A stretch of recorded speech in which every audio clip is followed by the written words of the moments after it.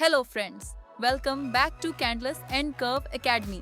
आज हम इस पूरी स्टॉक मार्केट मास्टर क्लास के सबसे प्रैक्टिकल एपिसोड पर पहुंच गए हैं। अब तक हमने स्टॉक मार्केट के बेसिक्स से लेकर company fundamentals, financial statements, financial ratios, brokerage और सेक्टर एनालिसिस तक सब कुछ सीखा। लेकिन अब सबसे इम्पोर्टेंट सवाल है, इतनी सारी इन्फॉर्मेशन के बाद एक अच्छा स्टॉक चूज कैसे करें? प्रोफेशनल इन्वेस्टर्स कभी भी किसी स्टॉक को सिर्फ एक रीजन की वजह से नहीं खरीदते, वो एक स्ट्रक्चर्ड प्रोसेस फॉलो करते हैं। आज हम वही प्रोसेस स्टेप बाय स्टेप समझेंगे। सबसे पहला स्टेप है सेक्टर सिलेक्शन। स्टॉक चूज करने से पहले उस सेक्टर को समझिए जिसमें कंपनी काम करती है। अगर इंडस्ट्री ग्रो कर रही है, डिमांड बढ़ रही है और फ्यूचर आउटलुक पॉजिटिव है, तो उस सेक्टर की अच्छी कंपनीज को ग्रोथ का फायदा मिलने की पॉसिबिलिटी बढ़ जाती है। इसीलिए सक्सेसफुल इन्वेस्टर्स पहले इकोनॉमी देखते हैं, फिर सेक्टर और उसके बाद कंपनी। अब आता है दूसरा step, company analysis. Sector select करने के बाद कंपनी का बिजनेस समझना बहुत जरूरी है। कंपनी क्या प्रोडक्ट्स या सर्विसेज प्रोवाइड करती है, उसका बिजनेस मॉडल सस्टेनेबल है, रेवेन्यू और प्रॉफिट कंसिस्टेंटली ग्रो कर रहे हैं, डेट कंट्रोल में है, कैश फ्लो हेल्थी है और मैनेजमेंट ट्रस्टवर्दी है। अगर इन बेसिक क्वेश्चंस के आंसर्स पॉजिटिव हैं, तो कंपनी अगले स्टेज के लिए क्वालिफाई करती है। अब तीसरा स्टेप है फाइनेंशियल रेशियोज। यहाँ हम EPS, PE ratio, ROE, ROCE, debt to equity और करंट रेशियो जैसे इंपॉर्टेंट रेशियोज को एनालाइज करते हैं। रेशियोज हमें बताते हैं कि कंपनी प्रॉफिटेबल है या नहीं, कैपिटल को एफिशिएंटली यूज कर रही है या नहीं और फाइनेंशियल पोजीशन कितनी स्ट्रांग है। लेकिन याद रखिए, किसी भी एक रेशियो के बेसिस पर इन्वेस्टमेंट डिसीजन मत लीजिए। हमेशा मल्टीपल रेशियो को एक साथ एनालाइज करिए। अब चौथा स्टेप है वैल्यूएशन।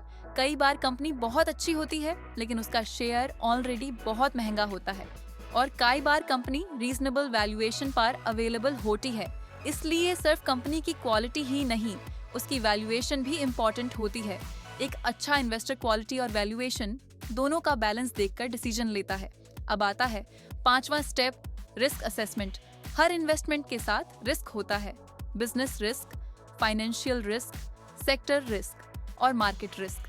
इन्वेस्टमेंट करने से पहले यह समझना जरूरी है कि अगर मार्केट एक्सपेक्टेड डायरेक्शन में मूव न करे तो आपका डाउनसाइड कितना हो सकता है। रिस्क को इग्नोर करके कभी भी इन्वेस्टमेंट नहीं करनी चाहिए। अब बात करते हैं वॉच लिस्ट की।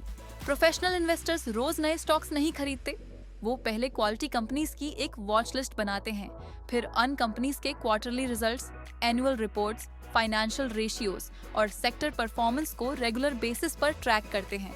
जब उन्हें सही अपॉर्चुनिटी मिलती है तब इन्वेस्टमेंट डिसीजन लेते हैं। वॉच लिस्ट बनाना डिसिप्लिन का एक बहुत इंपॉर्टेंट हिस्सा है। अब देखते हैं कुछ कॉमन मिस्टेक्स जो बिगिनर्स अक्सर करते हैं। सबसे पहली मिस्टेक, सोशल मीडिया टिप्स या व्हाट्सएप मैसेजेस देखकर इन्वेस्टमेंट कर लेना। दूसरी, सिर्फ प्राइस गिरने की वजह से शेयर खरीद लेना। तीसरी, फंडामेंटल एनालिसिस को इग्नोर करना। चौथी, एक ही सेक्टर में बहुत ज्यादा इन्वेस्टमेंट कर देना। और पांचवी, रिसर्च की जगह इमोशंस के बेसिस पर डिसीजन लेना। ये मिस्टेक्स लॉन्ग टर्म रिटर्न्स को अफेक्ट कर सकती हैं। इसीलिए हमेशा एक प्रॉपर चेकलिस्ट फॉलो करिए। क्या सेक्टर स्ट्रांग है? क्या बिजनेस समझ में आता है? क्या रेवेन्यू और प्रॉफिट ग्रो कर रहे हैं? क्या फाइनेंशियल रेशियोज हेल्थी हैं? क्या डेट मैनेजेबल है? क्या कैश फ्लो पॉजिटिव है? क्या वैल्यूएशन रीजनेबल है? और क्या रिस्क आपकी इन्वेस्टमेंट स्ट्रेटजी के अकॉर्डिंग एक्सेप्टेबल है? अगर इनमें से ज्यादातर क्वेश्चंस का आंसर यस है तो कंपनी डिटेल रिसर्च के लिए कंसिडर की जा सकती है। अब एक और इम्पॉर्टेंट बात, लॉन्ग टर्म इन्वेस्टर और शॉर्ट टर्म ट्रेडर का स्टॉक सिलेक्शन प्रोसेस अलग हो सकता है। Long term investor business quality, future growth और वेल्थ क्रिएशन पर फोकस करता है, जबकि short term trader price movement, liquidity और मार्केट सेंटिमेंट पर ज्यादा ध्यान देता है। इसलिए सबसे पहले अपना इन्वेस्टमेंट ऑब्जेक्टिव क्लियर करिए। प्रोफेशनल इन्वेस्टर्स जनरली एक सिंपल प्रोसेस फॉलो करते हैं, इकोनॉमी, फिर सेक्टर, उसके बाद इंडस्ट्री, फिर कंपनी, उसके बाद फाइनेंशियल स्टेटमेंट्स, फिर फाइनेंशियल रेशियोज, उसके बाद वैल्यूएशन और फाइनली रिस्क असेसमेंट। इस प्रोसेस के बाद ही इन्वेस्टमेंट डिसीजन लिया जाता है। यही स्ट्रक्चर्ड अप्रोच इमोशनल इन्वेस्टिंग को डिसिप्लिन्ड इन्वेस्टिंग में बदल देता है।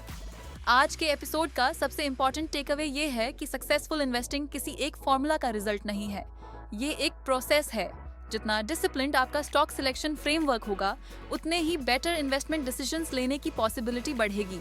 रिसर्च के बिना कभी इन्वेस्टमेंट मत करिए, क्वालिटी कंपनीज पर फोकस करिए और हमेशा लॉन्ग टर्म वेल्थ क्रिएशन की सोच के साथ इन्वेस्ट करिए। अगले और इस मास्टर क्लास के फाइनल एपिसोड में हम सीखेंगे कि लॉन्ग टर्म पोर्टफोलियो कैसे बनाया जाता है, डाइवर्सिफिकेशन कितनी होनी चाहिए, पोजीशन साइजिंग कैसे डिसाइड करते हैं और अपने पोर्टफोलियो को टाइम के साथ रिव्यू और रीबैलेंस कैसे किया जाता है। अगर आज का एपिसोड इन्फॉर्मेटिव लगा हो तो वीडियो को लाइक जरूर करिए, कैंडल्स एंड कर्व को सब्सक्राइब करिए और बेल आइकन प्रेस करना मत भूलिए। Thank you for watching candles and curve.